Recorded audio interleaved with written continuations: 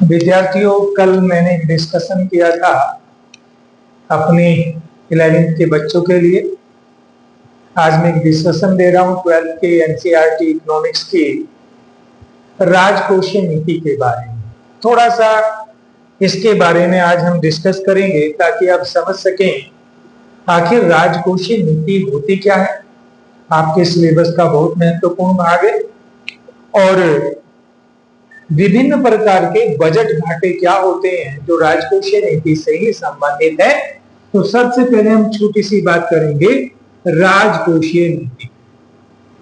राजकोषीय नीति इसी इंग्लिश में बोलते हैं फिस्कल पॉलिसी।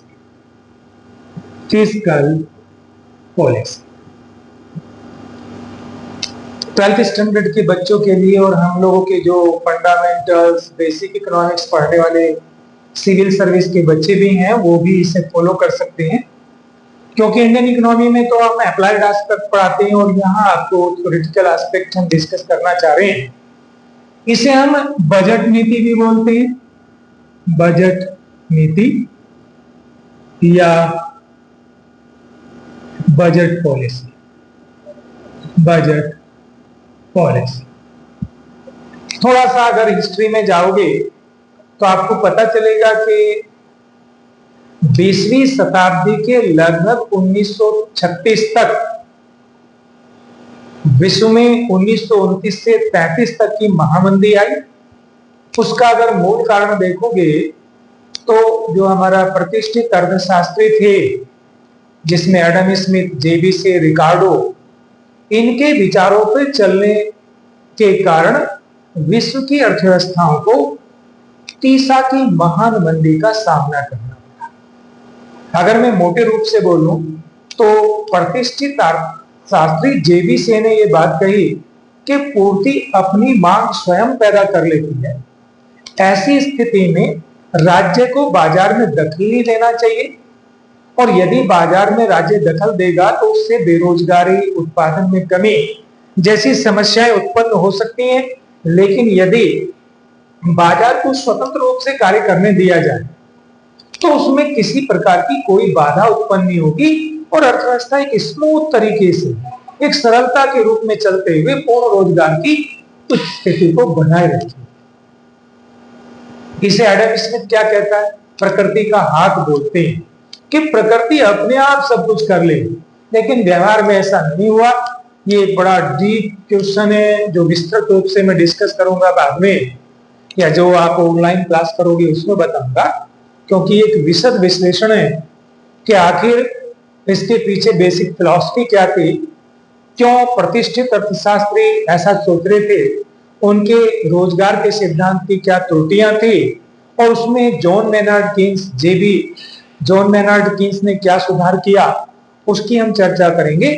जब जॉन मेनार्ड कीन्स ने 1933 की मंदी, 1929 से 33 की मंदी चल रही थी, उसे समाधान करने के लिए सरकार के हस्तक्षेप की बात करी और उसी के निमित्त एक नीति बनाई जिसे राजकोषीय नीति कहा गया।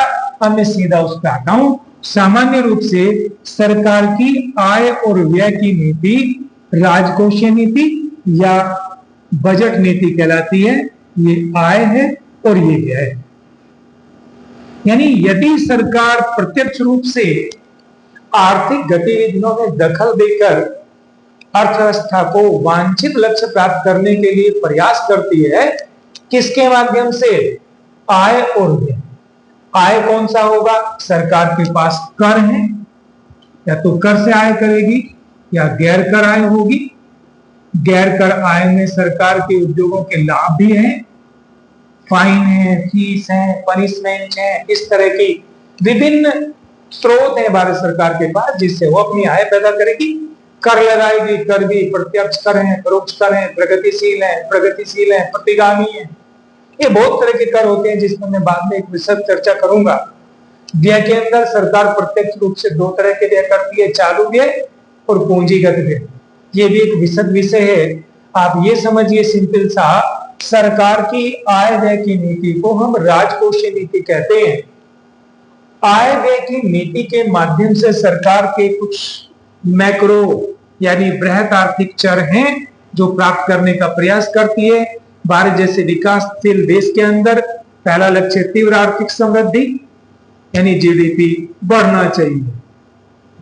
दूसरा, पूर्ण रोजगार का लक्ष्य प्राप्त होना चाहिए।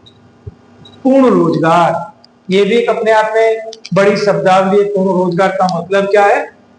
तीसरा, कीमत में स्थिरता होनी चाहिए, प्राइस स्टेबिलिटी, स्थिरता होनी चाहिए। चौथा, भुगतान शेष में संतुलन होना चाहिए, भुगतान शेष में संतुलन होना चाहिए। ये भी मैं समझाऊंगा, नेक्स्ट लेक्चर आप देखोगे। और अंतिम इसका है आय एवं संपत्ति, संपत्ति का समान वितरण होना चाहिए, समान वितरण। भारत सरकार का लक्ष्य भी है समावेशी विकास। इन लक्ष्यों को प्राप्त करने के लिए यानी तीव्र आर्थिक समृद्धि, पूर्ण रोजगार, कीमत स्थिरता, भुगतान शेष में संतुलन और आय तथा संपत्ति का समान वितरण प्राप्त करने के लिए सरकार अपनी बजट नीति और राजकोषीय नीति लागू करती है। ये इसके उद्देश्य हैं। हर वर्ष 1 फरवरी को ये बजट की घोषणा जो सरकार करती है, वास्तव में वो सरकार की राजकोषीय नीति ही है। इसमें जैसा कि मैंने आपसे चर्चा करी कि बजट नीति क्या है या राजकोषीय नीति क्या है, उसके क्या उद्देश्य हैं, किस तरह से काम करेगी, ये अपना एक बड़ा विषय है, इसकी बाद में चर्चा होगी। लेकिन आज मैं थोड़े से 2-3 कंसेप्ट बजट घाटों के बताता हूं। बजट घाटा अगर देखोगे वो 3 प्रकार का होगा। क्या बजट 3 प्रकार के होंगे? कौन कौन से 3 प्रकार के? पहला होता है डेफिसिट बजट यानी घाटे का बजट। घाटे का बजट का क्या मतलब होता है? सरकार के जब खर्च उसकी आय की तुलना में ज्यादा हो, कुल व्यय कुल प्राप्तियों से अधिक हो, तो इसे हम क्या बोलते हैं? घाटे का बजट। दूसरा होता है संतुलित बजट। संतुलित बजट जब सरकार की व्यय और आय बराबर हो, कुल प्राप्तियां और कुल व्यय बराबर हो, तो उसे हम संतुलित बजट। तीसरा होता है बचत का बजट। बचत का बजट ये क्या होता है? जब सरकार के व्यय आय की तुलना में अधिक होते हैं, इसे हम बचत का बजट कहते हैं। क्यों, किस प्रकार के बजट बनाने चाहिए, इस पर मैं नेक्स्ट लेक्चर में चर्चा करूंगा। आज आप इतना ही समझिए, घाटे का बजट का क्या मतलब है, संतुलित बजट क्या है और बचत का बजट क्या है।